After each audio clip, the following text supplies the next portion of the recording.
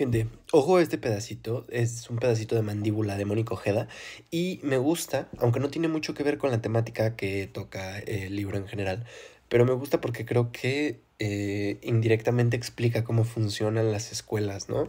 No tanto como un espacio educativo, formativo para los individuos, sino como un espacio de poder y de represión y de control para los individuos, enseñarles a respetar normas, autoridades y a un orden establecido, ¿no?